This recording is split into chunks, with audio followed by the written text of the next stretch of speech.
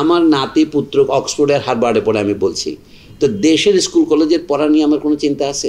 আমাদের পাঠ্যপুস্তক যারা লিখছেন তারা না বোঝেন সমাজ, না বোঝেন অর্থনীতি, না বোঝেন তারা ভাবনীতি। এইটা আমি মনে করি আমাদের যে মুক্তিযুদ্ধ বা জাতীয় স্বাধীনতার যে স্পৃহা প্রেরণা তার সম্পূর্ণ বিরোধী। মূল বক্তব্য হচ্ছে যারা বই লিখেছেন তাদের সাম্প্রদায়িক দৃষ্টিভঙ্গি হচ্ছে এই যে মুসলিম শাসনের ফলে এদেশে মানে হিন্দু বৌদ্ধদেরকে হত্যা করা হয়েছে। এখন যে একটা সাম্প্রদায়িক উস্কানি তৈরি করার জন্য চেষ্টা হচ্ছে আমাদের প্রতিবেশী দেশে, সেটার সাথে তাল মিলিয়ে এগুলি বলা সাম্প্রদায়িক উস্কানির সম্ভাবনা আছে, সেগুলো পাঠ্য বইতে দেওয়ার মধ্যে কোনো অর্থ নাই। স্কুলের পাঠ্যপুস্তক হচ্ছে গেলে একবার করেছে দেশীয় শিক্ষা ইংরেজি ভার্সন, এইটার বৈধতা কী?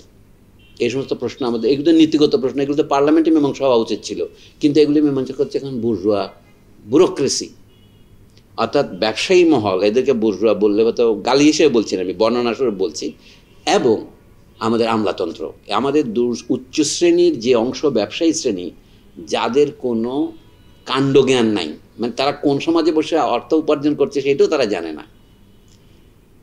আর দ্বিতীয় হচ্ছে আমাদের আমলাতন্ত্র যারা স্থায়ী কায়েম মোকাম হয়েছে, এটার জন্য আবার আমাকে সাম্প্রদায়িক বলবে কায়েম মোকাম বললে, যারা স্থায়ী হয়েছে ওখানে ভেস্টেড ইন্টারেস্ট, তারাই কাজ করছে। এইটা আমি মনে করি আমাদের যে মুক্তিযুদ্ধ বা জাতীয় স্বাধীনতার যে স্পৃহা প্রেরণা তার সম্পূর্ণ বিরোধী। আমি যদি আমাকে বলার সুযোগ থাকতো আমি বলতাম এটা সম্পূর্ণভাবেই আমাদের জাতিদ্রোহিতা, রাষ্ট্রদ্রোহিতা কথাটা বললাম না ইচ্ছা করেই, অথবা অন্ততপক্ষে বলতে পারি প্রজাতিদ্রোহিতা।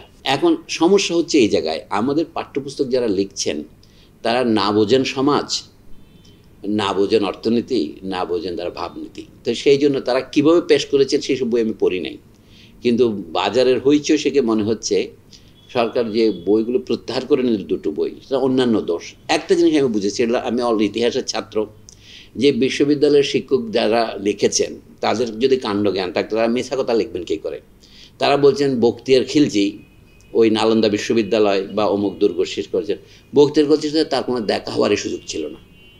অর্থাৎ বখতিয়ার খিলজি যখন বঙ্গদেশে আসছেন তার বহু আগে ওইটা ধ্বংস হয়ে গেছেন। তিনি উদন্তপুর একটা বৌদ্ধ বিহারে মাথা মুন্ডিত করার মানে এদেরকে কী বলা যেতে পারে, মঙ্ক বলে ইংরেজিতে আর কি, সন্ন্যাসী, হ্যাঁ, তাদেরকে তিনি সৈন্য মনে করে আক্রমণ করেছেন, এরকম একটা কথা মিনহাজউদ্দিন সিরাজ লিখেছেন তাবাকাতি নাসেরি বইটিতে, মূল ঘটনার 50 বছর পরে। বঙ্কিমচন্দ্র পর্যন্ত তার প্রতিবাদ করেছেন। আমি চাই ইতিহাসের জিনিস ইতিহাস হিসেবে আলোচনা করতে হবে। এখন এইটা দিয়ে যে রাজনৈতিক উত্তেজনা তৈরি করার চেষ্টা হচ্ছে, সেই জিনিসটা ক্লাস 7-এর বইতে লেখার কোনো যুক্তি নাই, এই কারণে যে এটা একটা বিতর্ক মাত্র, অমীমাংসিত সত্য নয়। মূল বক্তব্য হচ্ছে যারা বই লিখেছেন তাদের সাম্প্রদায়িক দৃষ্টিভঙ্গি হচ্ছে এই যে মুসলিম শাসনের ফলে এদেশে মানে হিন্দু বৌদ্ধদেরকে হত্যা করা হয়েছে। ঐতিহাসিকভাবে এটা সত্য কিনা? আমার মতে এটা সত্য নয়। সত্য নয় এই জন্য যে এর কোনো নৈতিক প্রমাণ নাই। নৈতিক প্রমাণ বলতে আমি বলছি শুধু দলিলের প্রমাণ নয়, পরবর্তীতে ঘটনা পরম্পরা তা সমর্থন করে না। অর্থাৎ যারা এখানে হয়েছে তারা ধরে ধরে সিস্টেম্যাটিক্যালি মন্দির ধ্বংস করছেন। তারা যুদ্ধের সময় মন্দিরও ধ্বংস হয়, মসজিদও ধ্বংস হয়েছে। সেই জন্য সেই জিনিসটাকে সেই পরিপ্রেক্ষিতে না দিয়ে এখন যে একটা সাম্প্রদায়িক উস্কানি তৈরি করার জন্য চেষ্টা হচ্ছে আমাদের প্রতিবেশী দেশে, সেটার সাথে তাল মিলিয়ে এগুলি বলা। 7ম শ্রেণীর বইতে এটা লেখা যে বখতিয়ার খিলজি এসে হিন্দু মন্দির ধ্বংস করেছেন, অর্থাৎ মুসলিম শাসন ফলে দেশে হিন্দু মুসলিমের দাঙ্গা বেড়েছে, ব্যাপারটা তো সত্য নয়। সত্য হলে এটা চাপানোর কোনো দরকার নাই, মানে চেপে রাখার দরকার নাই। আর যা মিথ্যা তা মানুষের উপর চাপিয়ে দেওয়া, এটাও ঠিক নয়। আর যে সমস্ত বিষয় অবিসংবাদিত সত্য নয়, অথবা যেগুলি নিয়ে সাম্প্রদায়িক উস্কানির সম্ভাবনা আছে, সেগুলো পাঠ্য বইতে দেওয়ার মধ্যে কোনো অর্থ নাই।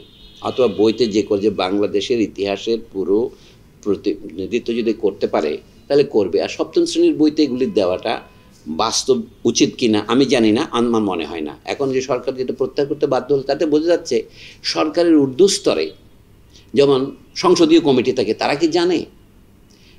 আমার মনে হয় তারা জানে না। তারা তো ইংরেজি মিডিয়াম নিয়ে ব্যস্ত, তারা তো 1 কোটি টাকার ঘড়ি নিয়ে ব্যস্ত। নিজের এক এক নাতিকে এক এক ছেলেকে আমি 2টো করে 1 কোটি টাকার ঘড়ি দিয়েছি, আমরা সংসদ সদস্যের মুখে শুনছি। তো সেই দেশের লেখাপড়া কি হবে? লেখাপড়া তো আমেরিকা গিয়ে করা যায়। এটা একটা প্রতীকী ঘটনা। আমার নাতি পুত্র অক্সফোর্ড আর হার্ভার্ডে পড়ে, আমি বলছি। তো দেশের স্কুল কলেজের পড়া নিয়ে আমার কোনো চিন্তা আছে? দেশে যদি তাই থাকতো, এই দেশের প্রশাসনের উপরে মানে সমাজের উপর সরকারের কোনো নিয়ন্ত্রণ থাকতো, তাহলে দেশে এরকম ইংরেজি ছড়াছড়ি হতে পারতো না। সংবাদ, ফিচার ও অনুষ্ঠানের জন্য ভিজিট করুন সংবাদ প্রকাশের ওয়েবসাইট এবং যুক্ত থাকুন ফেসবুক পেজ ও ইউটিউব চ্যানেলের সঙ্গে।